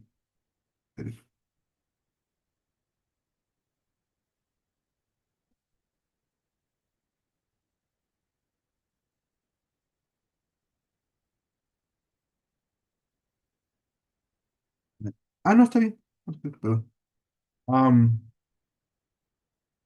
de su tiempo, el que la tierra ofrece, aquí está, pues poco cuidado hay de discursos y pleitos para quien en casa no tiene sustento abundante, juntado en su tiempo, el que la tierra ofrece de Demeter el trigo, ¿no? Que recuerden, regaló el trigo a los hombres. Cuando te hayas colmado a acrecentar litigios y pleitos, podrías contra bienes ajenos, mas ya no podrás otra vez obrar así. Aquí concluyamos el pleito con rectas sentencias que por venir de Zeus son las mejores. Ya pues, y aquí está el chisme, dividimos el predio y mucho más, apañando, te has llevado asaz adulando a los reyes devoradores de bienes, que ejercer desean tan justicia.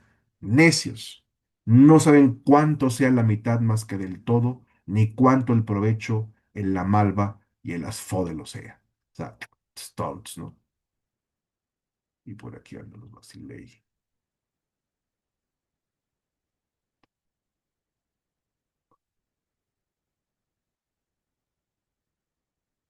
Por eso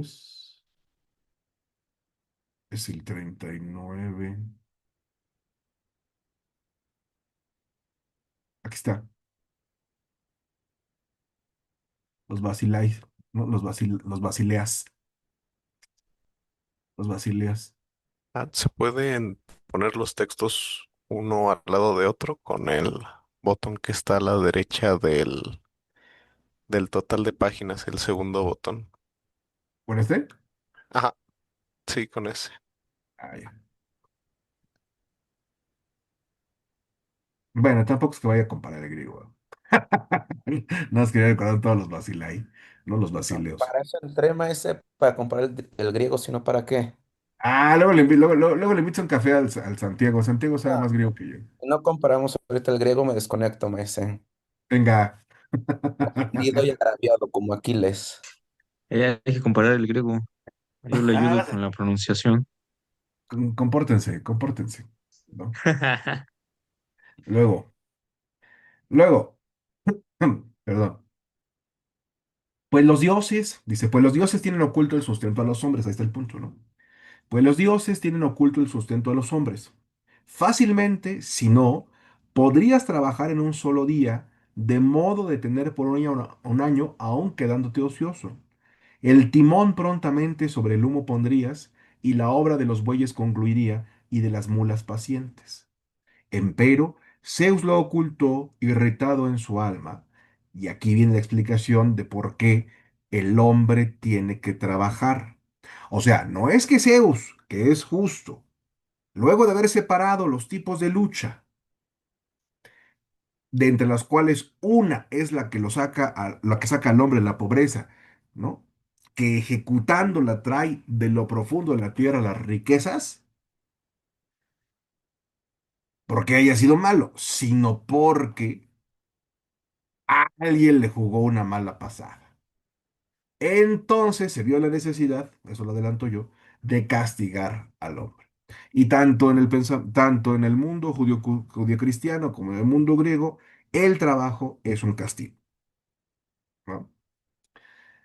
¿Qué es de lo que trata ahora? Eh, Lo ocultó irritado en su alma, porque lo había engañado Prometeo de mente tortuosa. Por eso, para los hombres meditó tristes pesares. Por acá anda Prometeo. Mm, Está en la página anterior, ¿no? En griego. Ya vi cómo resolverlo. Igual en ese mismo ya. botón Ajá. viene otra opción que dice la portada por separado. Ah, ya. Creo que con eso, ahí está. Sí, ¿no? Sí, Sí. sí. Lo tengo al revés. Cuando se dice, ¿dónde está Prometeo? Aquí está. Prometheus, ¿no? El elemento tortuoso. En fin, por eso para los hombres meditó tristes En pesares. kilometes. ¿El qué? Dilo, dilo. ¿Qué? No, ahí tenemos el Prometheus Anquilometes. Ajá, el Anquilometes, que también es el epíteto que Homero había usado para hablar de Cronos, ¿no? El Anquilometes, el demente tortosa, ¿no? O sea, hace, pues el tortuoso, pero no, el truculento, ¿no? Esa es una mejor traducción, el truculento, ¿no? O el demente tortuoso, pues el truculento. Entonces, pues no es el listo, es el truculento, ¿no? Por eso para los hombres meditó tristes pesares, ¿no? Hay que recordar algo, ¿no? Esto ya lo contó Hesiodo de la Teogonía, es algo que en principio pues, los griegos saben como parte de sus relatos tradicionales, pero no se olviden que antes de la generación de Zeus hubo, ¿no? Dos generaciones anteriores, ¿no? A las cuales se conoce con el nombre de titanes. Prometeo pertenece, ¿no? A una de esas generaciones. Y Prometeo tiene la facultad, como su nombre lo indica, de prever las cosas, ¿no? O sea, él es la primera divinidad vidente o previdente, ¿no? O clarividente, ¿no? O sea, la primera divinidad que tiene la facultad de ver lo que vendrá, sin necesidad, como Zeus, por ejemplo, de tener que usar de una herramienta o de tener que consultar a otro dios. De hecho, en la tragedia, Pues por eso es que Zeus va a estar platicando con Prometeo en la versión que tenemos de acá, de Esquilo, ¿no? El Prometeo encadenado. Entonces, Prometeo, pues, puede ver el futuro.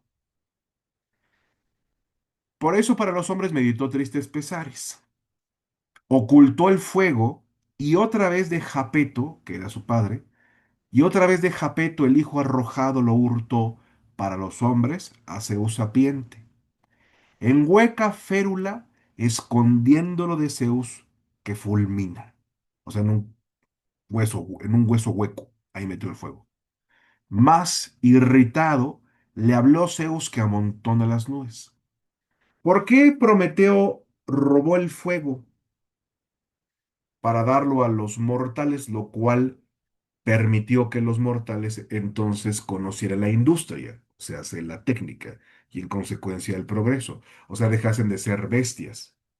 ¿Por qué digo que dejaran de ser bestias? Porque, según Homero, solo los hombres beben agua, pero solo los hombres beben vino, que es obra de la fermentación, y comen carne cocida. A diferencia, por ejemplo, para la cual se necesita el fuego, o sea, haber domesticado el fuego, a diferencia, por ejemplo, de los cíclopes, que comen carne y que beben agua, ¿no? Como lo dice cuando Odiseo se los encuentra. Porque Prometeo, en algún momento,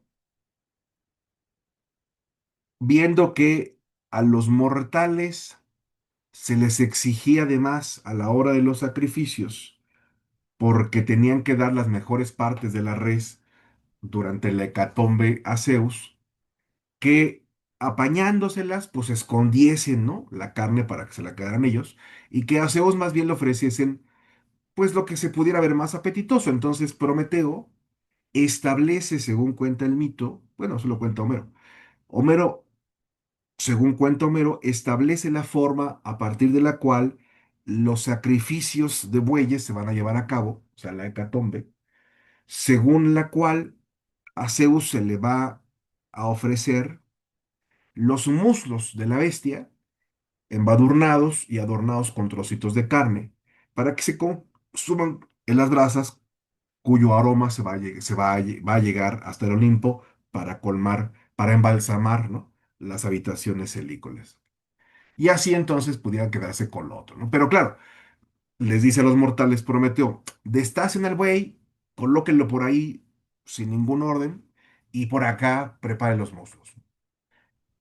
Llama a Prometeo a Zeus y le dice, mira, ¿por qué no eliges entre las dos formas de que te hagan los sacrificios y de ahí para abajo?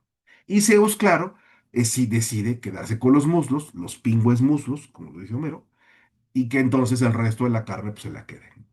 Después se da cuenta Zeus que Prometeo lo engaña, por lo cual va a tener que castigado porque nadie puede poner en entredicho la autoridad, es decir, la inteligencia de Zeus delante de todo mundo, aún menos de los mortales, ¿no? Porque como Prometeo estuvo del lado suyo durante la batalla, por eso es que le permite vivir entre los olímpicos. Pero cuando eso pasa, ¿no? Cuando Prometeo se encariña de los mortales, para lo cual engaña a Zeus, Zeus entonces decide, ¿no? Castigar. Y luego se decide por completo cuando se entera que Prometeo, como si no hubiera bastado con lo de los muslos, le roba el fuego y se los da a los mortales. En realidad, lo del fuego fue anterior y lo de los muslos tuvo que haber sido posterior, pero el mito nunca lo aclara. El punto es que Zeus castiga de manera ejemplar a uno de los titanes que había sobrevivido al régimen anterior, que había jurado por la laguna Estigia servir a Zeus, ¿no? Hijo de Japeto, dice Zeus, que más que todos eres taimado, te alegras por haber hurtado el fuego y burlado mi mente. Para ti mismo gran pena y para los hombres futuros. A ellos, a cambio del fuego, yo donaré un mal, de que todos se alegrarán en el alma, rodeando su mal de cariño. Así dijo, y se puso a reír el padre de hombres y dioses. Y el perínclito Hefesto ordenó que cuanto antes tierra con agua mezclara, o sea, que se hiciese barro o arcilla. Y de nombre, fíjese, y de hombre la voz le pusiera y la fuerza. Me llamo Ramón. Y de hombre la voz le pusiera y la fuerza. Y de virgen un bello cuerpo amable. Ojo, ¿eh? Y de hombre la voz le pusiera y la fuerza. Y de virgen un bello cuerpo amable. O sea, Un hermafrodita. no, porque no tiene pene. No, no tiene pene, tiene vagina. Peno. Pues de virgen un bello cuerpo, pues si no, ¿cómo? En el rostro igualara a la, ¿no? En el rostro igualara a las inmortales dioses, ¿no? O sea, que hiciera pues un muñeco de arcilla, ¿no? Que moldeara una criatura que tenga el aspecto de una mujer, pero la voz y la fuerza de un hombre. En el rostro igualara a las inmortales diosas, y Atenea sus labores le enseñara, el tejer con la tela, y Gracia esparciera en torno de su testa la áurea Afrodita, y doloroso anhelo, y las penas que devoran los miembros. O sea, que Atenea le iba a enseñar lo que Atenea es, lo que Atenea enseña como diosa de los oficios, ¿no? Que en este caso es a tejer, ¿no? Que es cosa de mujeres. Y Gracia esparciera en torno de su testa la áurea Afrodita y doloroso anhelo y las penas que devoran los miembros. O sea, que le enseñase a ser deseada, ¿no? O sea, que le enseñara galantería, digamos. Que le pusiese, en fin, mente de perra y capciosa conducta, ordenaba a Hermes, que es Dios de la palabra, mensajero arguicida, ¿no? Que le pusiese, en fin, mente de perra y capciosa conducta, ¿no? Mente de perra quiere decir o está por curiosidad, ¿no? O sea, que le hiciese curiosa, como un perro, ¿no? O mente de perra. Y es perra solamente porque es una mujer o una hembra y no macho, ¿no? Que le pusiese, en fin, mente de perra y capciosa conducta, ordenaba a Hermes, mensajero arguicida. Dijo, y obedecieron a ellos a Zeus Cronión, o sea, hijo de Cronos, soberano. Pronto de la tierra plasmó el ínclito. Deja de grabar. Pronto de la tierra plasmó el ínclito cojo, Hefestos. Pronto de la tierra plasmó el ínclito cojo una imagen parecida a Púdica Virgen, por voluntad del Cronida. La ciñó y adornó la hojiclara diosa Atenea, y en torno la augusta persuasión y las gracias divinas, collares áureos pusiéronle al cuello, y en torno de ella las horas de hermoso pelo, una guirnalda de flores vernales. Y Palas Atenea al cuerpo le ajustó todo el ornato.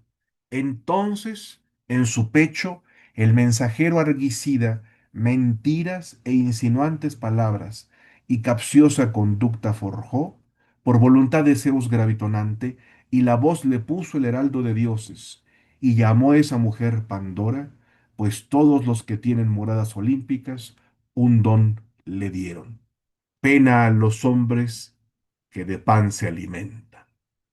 Ah, qué cosa. Y Yesio tiene esos remates de orden sapiencial, ¿no? Digamos, doctrinal, ¿no? Eh, de casi moraleja, aquí está.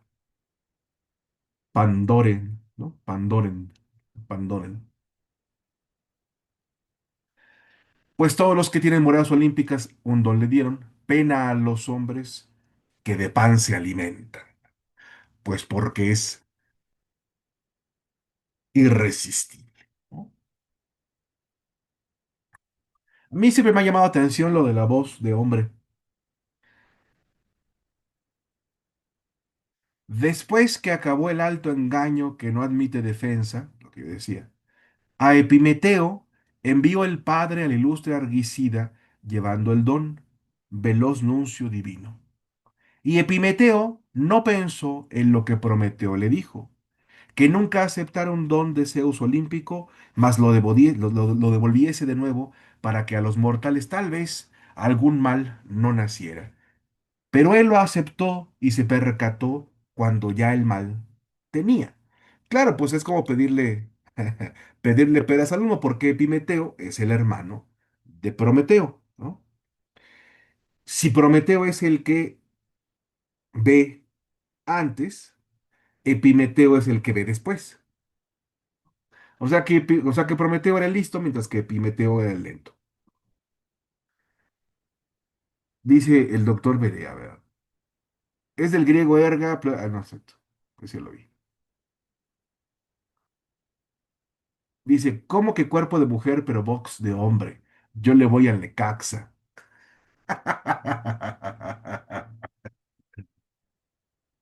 Bueno, ¿no? Ahora que está de moda los armastotes con Frankenstein, yo me llamo Ramón. Después que acabó el alto engaño, taca, taca, taca, taca, que nunca acepta un don de Zeus olímpico, taca, taca, taca. Ah, sí, pero él aceptó y se percató cuando ya el mal tenía. Pues antes vivía en la tierra de los hombres, la estirpe, bien lejos de los males y lejos de la dura fatiga. Y aquí comienza a recordar cómo era el mundo antes de Pandora, ¿no? Pues antes vivía en la tierra de los hombres, la estirpe, bien lejos de los males y lejos de la dura fatiga. Y los morbos, o sea, enfermedades, y los morbos dolorosos que dan a los hombres sus muertes. Pues pronto en la miseria envejecen los hombres. Mas la mujer, la gran tapa del jarro al quitar con las manos. A ver, no, yo siempre quiero que Siodo diga más versos y puro cuento. Sí, no, entonces. Mas la mujer, la gran tapa del jarro al quitar con las manos, los dispersó, y a los hombres preparó tristes pesares. Claro, porque como todo mundo sabe, Pandora descendió. Bueno, Pandora fue entregada a Epimeteo, que es lo que se olvida, llevándote las manos un jarro, que no una caja. La caja, más bien, se debe a como la pintaron después en el siglo XVII, siglo XVIII, si quieres decirle.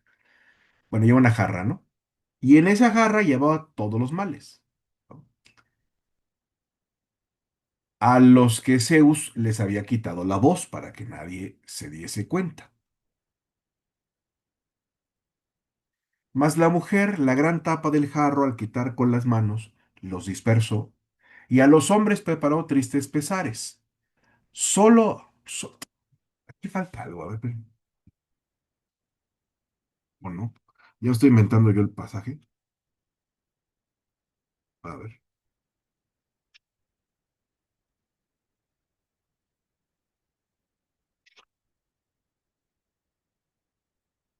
Ah, no, no, nada. Y así. Sola allí la esperanza, en infrangible morada, quedóse dentro, bajo los bordes del jarro, y afuera no voló, pues antes la tapa al jarro le puso, por guisa del que égida lleva Zeus, que amontó de las nubes. Mas otros innúmeros lutos vagan entre los hombres, y llena está la tierra de males, y el mar está lleno. Y unos mormos de día y otros de noche a los hombres de suyo visitan, a los mortales los males llevando en silencio, porque la voz les quitó Zeus sapiente. Así, de ningún modo es posible eludir la mente de Zeus. Y entonces nótese cómo el mito que se contaba aquí se usa, o sea, que se lo cuenta con un propósito moralizante. Es un ejemplo de entre los más antiguos de cómo el relato mítico se usa con un propósito en el ámbito oculto moralizante, para los propósitos, digamos, de aquel que usa de una materia en común, que es la del relato tradicional, ¿no? En el que todo mundo ha cifrado su identidad. Con el propósito, pues, claramente de que todo mundo tema, que todo mundo tema de Zeus. Entonces, es muy probable que ya para esa época el mito de Panto, ¿no? Por el mito, la gente entendiese, pues, que dijera, claro, ¿no? Como hija de Pandora, ¿no? ¿Que qué? Pues que trajo todos los males al mundo. Entiéndese, pues, que la mujer es madre de todos los males, de todas las calamidades, ¿no? Pero a la cual no se puede rechazar porque nació, ¿qué cosa? Hermosa, ¿no? Irresistible. Porque claro, aunque Atenea le haya dado, vamos a decir así, la habilidad de tejer, pues es algo que no se ve. Aunque Hermes, ¿no? Le haya dado el don de la palabra, pues tampoco se ve. En cambio, los dones que le dio Afrodita, pues sí se ven, ¿no? Entonces, ya es demasiado tarde, no, siempre es demasiado tarde intentar rechazar a una mujer, pues porque uno ya cayó rendido ante sus encantos. Los de Afrodita, los de Atenea, los de Hermes,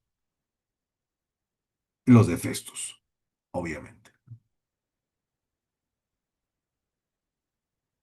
¿Por qué la hizo con mente de perra? ¿No?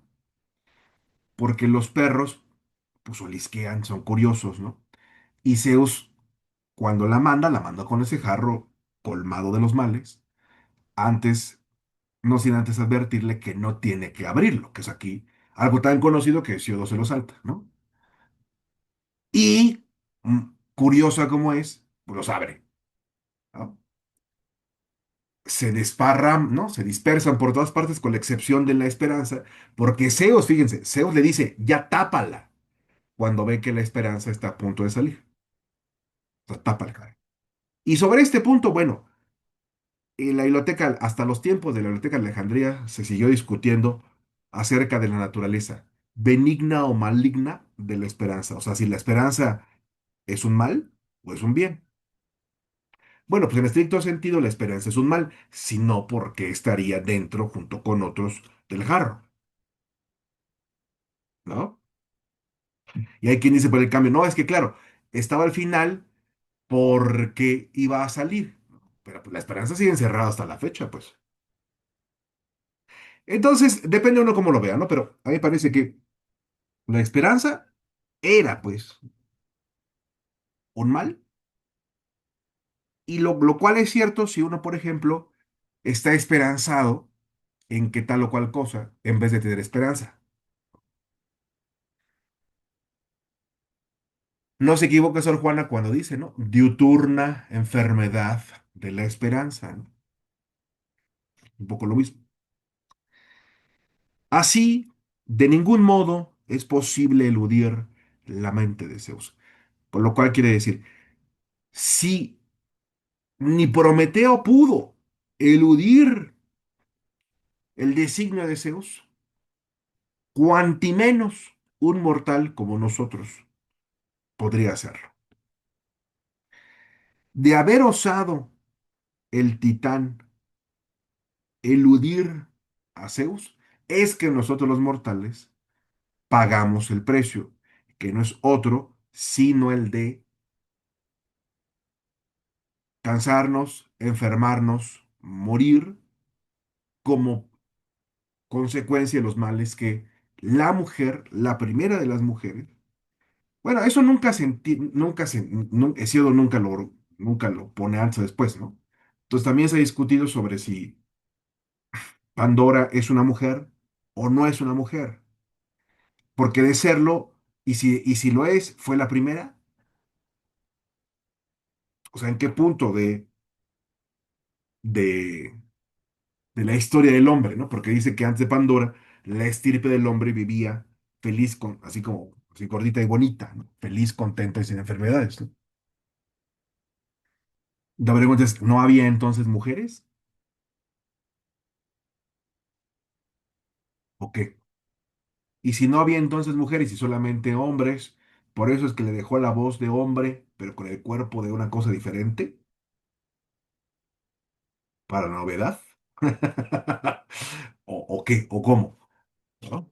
Bueno, esas son preguntas que se hacen los mitólogos, ¿no? O sea, los estudiosos de la mitología. Dice, Alighieri hizo más o menos lo mismo con la Divina Comedia, dice Santiago, no se puede ser feliz sin mujeres. Dirían los heterosexuales, pues, ¿no? Yo creo que, o sea, siempre he creído que Pandora, esta, no es una mujer, es una criatura diferente. Ah, es un monigote del orden de lo que luego será el Golem y luego será Frankenstein, ¿no? Entonces ahí tiene su tría, ¿no? Pandora, pues, Pandora, o sea, el regalo de todos, la argamasa, ¿no? Y la criatura, que son los nombres reales de Pandora, Golem y Frankenstein, ¿no? Un constructo sería entonces, ¿no? Pues sí, un monigote, un constructo, ¿no? Una criatura sin alma, ¿no? Porque si algo no le dan es alma, ¿no? Y si lo ven bien, la segunda mujer del paraíso, que es Eva, no es de la misma categoría que Adán, ¿no? La primera es Lilith, y a Lilith y Adán sí los hace del barro, pero a Eva, para que ya no se le trepe las barbas a Adán, según los evangelios apócrifos, no la hace de barro, ¿no? La saca de la costilla, ¿no? Para que sea sumisa y discreta, ¿no? Por eso, pues porque Adán no era muy listo, eso es un hecho, ¿no?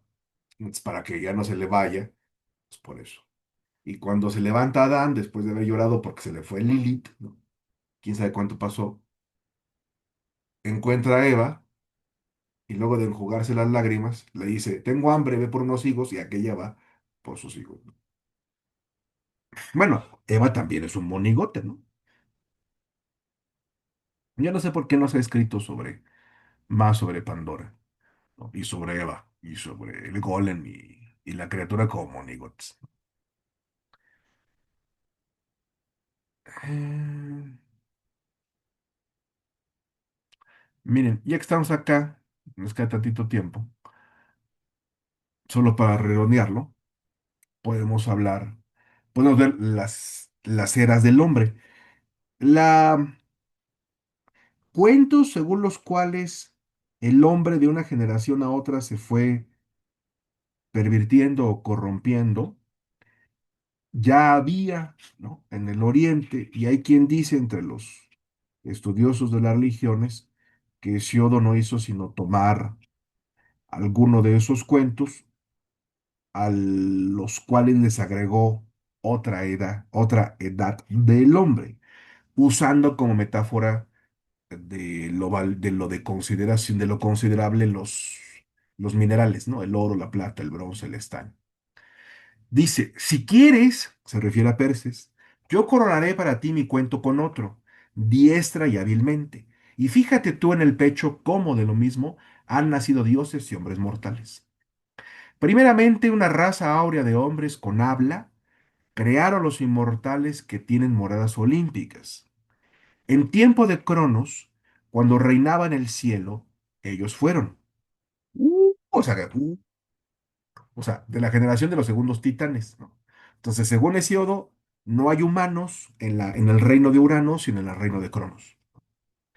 Como dioses vivían con el alma sin penas, ¿ya ven cómo? Pandora no tiene alma. Bien lejos de dolor y fatigas, y vejez miserable nunca encima tenían, mas siempre en los pies y manos iguales.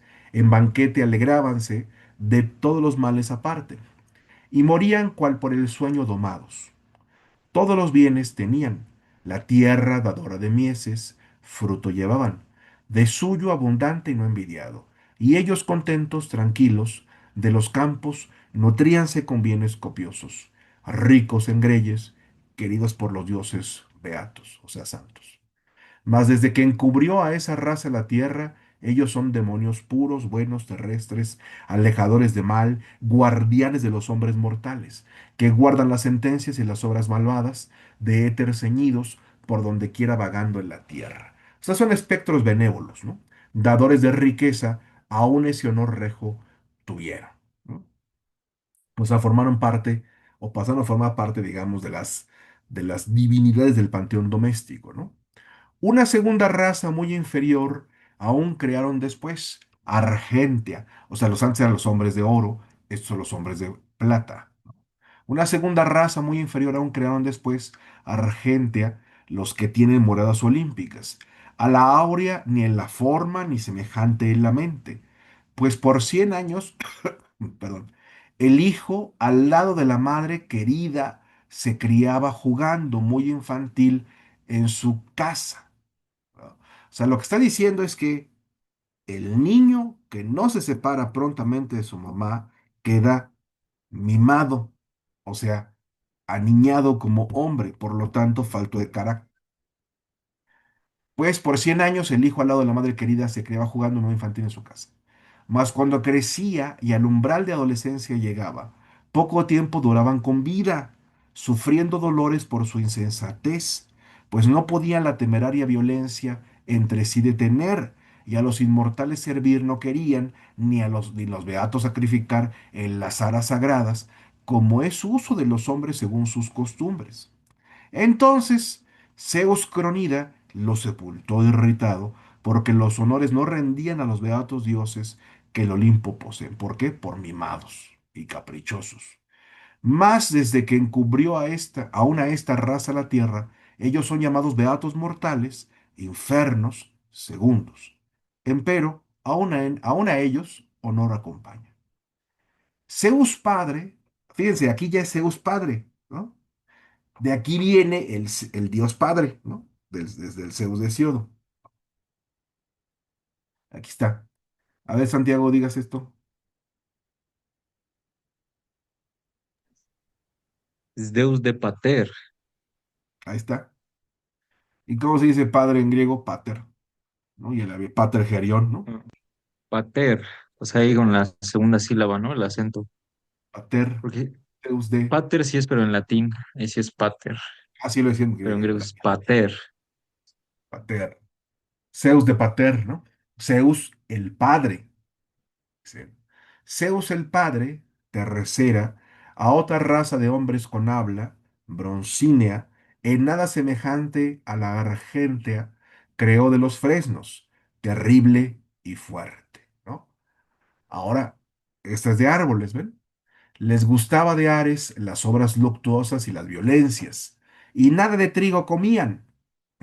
Vegetarianos no había, mas el duro corazón tenían de andamante, inaccesibles, como Wolverine, ¿ven? Adamante, y inaccesibles. Y grande su fuerza e invencibles sus brazos, de los hombros nacían sobre los miembros robustos. Eran broncíneas sus armas y broncíneas las casas, y con bronce trabajaban, pues negro hierro no había. Ellos fueron por sus propias manos domados, a la mohíenta morada del égido Hades, anónimos, y la muerte, por terribles que fueran, los aferró negra, y la fúlgida luz dejaron del sol. O sea que se mataron por beligerantes, ¿no? Y porque no comían fibra. Mas después que encubrió la tierra a una esta raza, de nuevo a una otra, una cuarta, en la tierra multinutricia, Cronida creó, más valiente y más justa.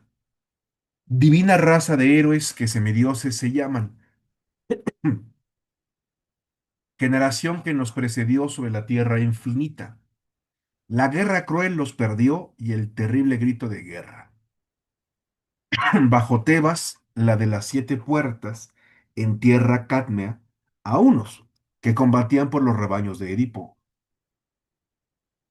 a otros, luego que en nave sobre el gran abismo del mar, hacia Troya llevólos por Helena de hermoso cabello. Allí, por cierto, los envolvió a unos el fin de la muerte, y a otros lejos de los hombres dando sustento y morada. Zeus padre Cronida los asentó de la tierra en los fines.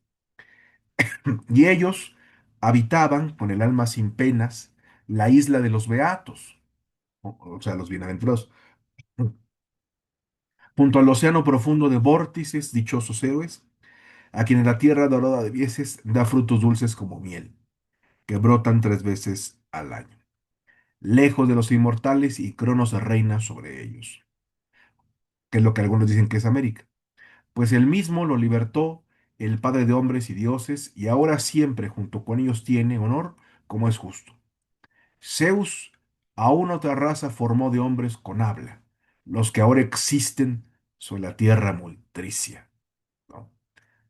O sea, la quinta, ¿no? Ojalá entre los quintos hombres ya no más estuviera, sino que antes muerto o después hubiera nacido, porque ahora en verdad la raza es de hierro, y nunca en el día cesarán de dolor y fatiga, y nunca en la noche de perecer, y graves les darán los dioses angustias. Empero, aun a ellos les serán mezclados bienes con males. Mas Zeus destruirá aún a esa raza de hombres con habla, cuando, ojo, cuando naciendo aparezcan con las sienes canosas. Ni el padre semejante a sus hijos, ni en algo los hijos, ni el huésped al huésped, ni el amigo al amigo, ni el hermano querido será como antes. Deshonrarán a los padres cuando a ser viejos comiencen y los reprenderán hablando con duras palabras, crueles y sin conocer la mirada divina, y podrán a ellos, a sus viejos padres, no restituir la crianza. Con la ley de sus brazos, uno a otro saqueará la ciudad, ni favor alguno habrá a quien jura fielmente, o al justo o al bueno, sino más bien al autor de maldades y al hombre violento honrarán. La justicia en la fuerza y respeto no habrá, mas el cobarde herirá al mortal más valiente con palabras oblicuas hablando, y encima hará juramento, y la envidia acompañará a todos los míseros hombres horrisonamente que gozan del mal de odiosa mirada. Y entonces el Olimpo, desde la tierra de anchos caminos, el bello cuerpo envueltas en blancos pendiles, en la familia irán de inmortales, dejando a los hombres respeto y reprobación y quedarán las penas luctuosas para los hombres mortales, y contra el mal no habrá ayuda. Qué miedo. Bueno, eso es Hesiodo. Es completamente diferente de Homero, como verán, ¿no? Su punto es ser sentencioso, ah, ser sentencioso y moralizante, ¿no? Pero bueno, incluso con estos cuantos ejemplos, si ustedes siguen leyendo los trabajos y los días, de los cuales pueden aprender, si tienen tierra, a trabajarla, hasta incluso hacerse acaudalados, podrán darse cuenta, digamos, de cuáles son las circunstancias en las cuales se encontraba la Grecia en la que vivía, que era del continente, hacia el final del siglo en el que él vivió, o sea, el siglo octavo, porque él, no se lo olvide, compone sus poemas hacia el 720, más o menos, ¿no? Bien, de Córdoba dice que para el 728 están escritos los dos poemas. Digamos que para el final del siglo octavo, ¿no? Palabras más, palabras menos. Tendrán una clara idea, espero yo, de cuán ruinosa era Grecia, al menos la continental, para ese momento. Por desgracia no tenemos idea propiamente de cómo era la oriental por aquella época, sino más adelante, cuando por ahí del 650 eh, tengamos noticia, por ejemplo, de los primeros filósofos, ¿no? Que viven en Mileto y de los primeros grandes líricos a los que no pertenece Safo. Safo ya pertenece a una segunda generación de grandes poetas, pero los primeros, por ejemplo, Minervo, que sigue siendo uno de los grandes poetas de entonces, ¿no? Mi compa Tales de Mileto, exacto, junto con Anaximandro y Anaxímenes, ¿no? Entonces, la próxima ocasión, si no tienen ustedes objeción alguna, habiendo despachado estos asuntos, aunque sea someramente, vamos a pasar yo ya ahora, a partir de lo de Pandora, pues a la condición, digamos, de la mujer, ¿no? Hay una parte en la cual Hesíodo habla acerca de las causas por las cuales la hacienda de el hombre industrioso puede arruinarse, entre las cuales descuella, una vez más, descuella de manera no mitológica la mujer, cuando Hesíodo dice, y guárdate de la mujer de nalga dispuesta.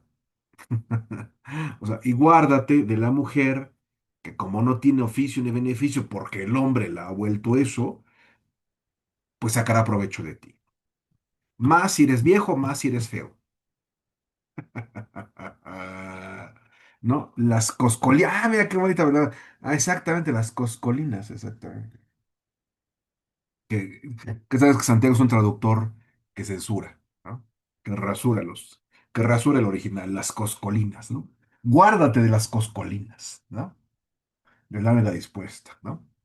Bueno, am, hasta aquí tiene alguna pregunta o duda o insulto o comentario,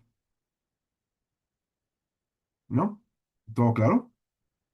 Bueno, pues me alegra que así sea. Entonces, ya no hablaremos más acerca del cuento económico, ¿no? Hablaremos de la mujer, que es consecuencia de esto. Entonces, la siguiente semana hablamos, pues, a propósito lo de Pandora, de la mujer, porque la mujer en el continente, cuando menos, ¿no?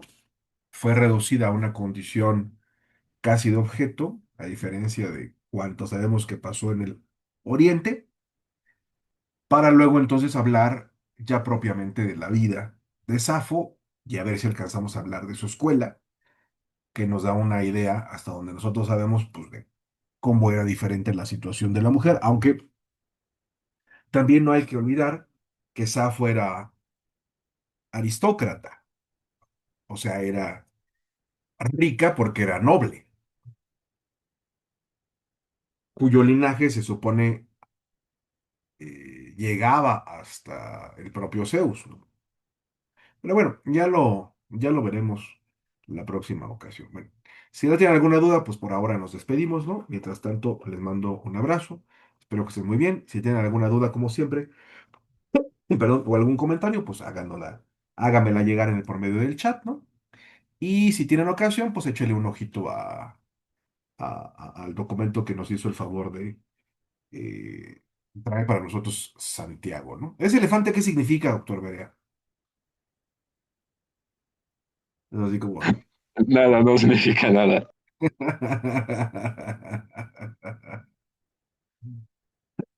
Buena suerte, supongo. Ah, bueno, órale. Está bien, o sea, así como el Sergio Duro, como Paquidermo.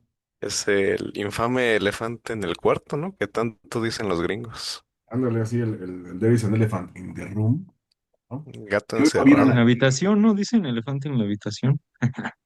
Suena Da igual. más feo. Mientras no esté en tu cama, todo está bien. Bueno, si es rosa, pues es otra cosa. ¿Por qué no damos cursos de Aquí hay lengua? gato encerrado. ¿Cómo?